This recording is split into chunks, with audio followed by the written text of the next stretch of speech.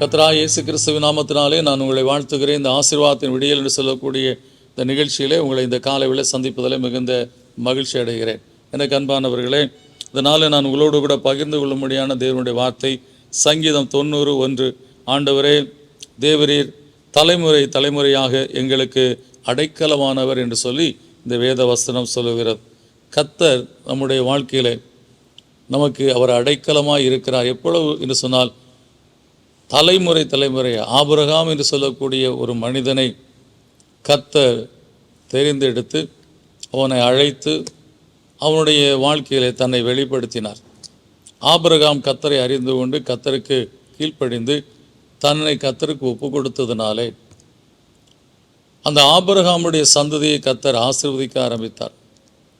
ஆபிரகாமுக்கு பின்பாக ஈசாக்கு, ஈசாக்கு பின்பாக யாக்கோபு என்று சொல்லி, அதன் பின்பாக 12 கோத்திரங்கள் என்று சொல்லி அந்த ஆபிரகாமுடைய சந்ததியானது ஆசீர்வதிக்கப்பட்ட அந்த காரியத்தை பாருங்கள். ஒரே ஒரு மனிதனுடைய வாழ்க்கையிலே அவர் இடைப்பட்டார். கீழ்ப்படிதலை அவன் கர்த்தருடைய சமூகத்தில் கற்றுக்கொண்டான்.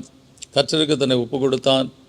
கர்த்தர் சொன்னபடி செய்ய அவன் தன்னை அர்ப்பணித்ததினாலே கர்த்தர் அவனை பார்த்து, நீ எனக்கு சொல்லுக்கு கீழ்ப்படுகிறேன் இப்போது அறிந்திருக்கிறேன் என்று சொல்லி, இப்படி என்னுடைய சொல்லுக்கு கீழ்ப்படுகிற அத்தனை மக்களையும் நான் உன்னை போலவே ஆசீர்வதிப்பேன் என்று சொல்லி கர்த்தர் அன்றைக்கு ஒரு வாக்குத்தத்தத்தை ஆபிரகாமுக்கு கொடுத்து, அந்த வாக்குத்தத்தமானது இன்றைக்கு நமக்கும் ஆபிரகாம் மூலமாய் கடந்து வரும்படியாக கர்த்தர் சொல்லியிருக்கிறார். எனக்கு அன்பானவரே, நம்முடைய முற்பிதாக்கள் கர்த்தருக்கு கீழ்ப்படிந்து கர்த்தரை கனப்படுத்தி ஆதி நாட்களில் சுவிசேஷம் பிரபலமே இல்லாத நாட்களில் இயேசுவை குறித்து அறிந்து கொண்டு இன்றைக்கு எங்கே திரும்பினாலும் வேதத்தை குறித்ததான பிரசங்கங்கள் எதற்காக சொல்லப்பட்டு கொண்டிருக்கிறது.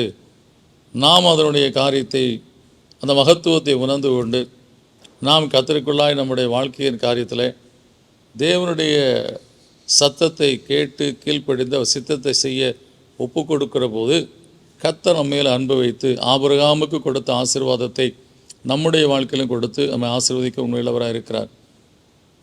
எனவே நம்முடைய வாழ்க்கையில் இந்த கால வேளையில் நம்முடைய தலைமுறை ஆசீர்வதிக்கப்படுவதற்கு காரணமே ஆபிரகாமுடைய வாழ்க்கையிலே ஆபிரகாம் தனியான ஒரு நிலையிலே, தனிமையான நிலையிலே அவன் தேவனுடைய சொல்லுக்கு கீழ்ப்படிந்து தன் இனத்தை விட்டு, ஜனத்தை விட்டு, தன்னுடைய தேசத்தை விட்டு அவன் புறப்பட்டு போய் தேவன் காண்பிக்கிற திசையிலே, காண்பிக்கிற வாழ்க்கையிலே அவன் வாழ ஆரம்பித்ததினாலே கர்த்தர் அவனுடைய அந்த கீழ்ப்படிதலை பார்த்து கர்த்தர் சொன்ன எல்லா கட்டளைகளுக்கும் கீழ்ப்படிந்து அவன் செயல்பட ஆரம்பித்த போது இந்த வாக்குத்தத்தத்தை, உன்னை போல என் சொல்லுக்கு கீழ்ப்படுகிற எல்லாரும் உனக்குள்ளாய் ஆசீர்வதிக்கப்படுவார்னு சொல்லி வாக்கு பண்ணியிருக்கிறார். எனவே நம்முடைய தலைமுறை நிச்சயமாக ஆசீர்வாதமாக இருக்கும்.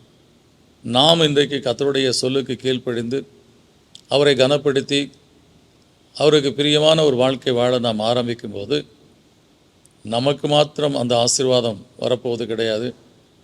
நம்முடைய பிள்ளைகளுக்கு, பேர பிள்ளைகளுக்கு, அந்த பேர பிள்ளையுடைய பிள்ளைகளுக்கு என்று சொல்லி சந்ததி சந்ததியான ஆசீர்வாதத்தை கர்த்தர் கொடுக்க உண்மையுள்ளவராக இருக்கிறார். எனவே தேவ சமூகத்தில் இந்த கால வேளையில் நாம் ஆபிரகாம் எப்படி தேவனுக்கு கீழ்ப்படி ஒப்பு கொடுத்தாரோ அதுபோல் நாமும் ஒப்பு கொடுத்து நாம் வாழ இன்றைக்கு அர்ப்பணிப்போம். கர்த்தர் நிச்சயமாய் நம்மையும் ஆசீர்வதிப்பார், நாம் சந்ததியும் ஆசீர்வதிப்பார். தலைமுறை தலைமுறையாய் நாம் ஆசீர்வாதமாக இருக்கும்படியாய் கர்த்தர் நம்மை ஆசீர்வதிக்க உண்மையுள்ளவராக இருக்கிறார். இந்த விசுவாசத்தோடு நாம் ஜெபிப்போம். நல்ல பிதாவே, நன்றியோடு உம்மை துதிக்கிறோம், ஸ்தோத்திரிக்கிறோம். ஆண்டவரே தேவரீர் தலைமுறை தலைமுறையாக எங்களுக்கு அடைக்கலமானவர் என்று சொல்லி இங்கே கர்த்தா வேதம் சொல்லுகிறதப்பா.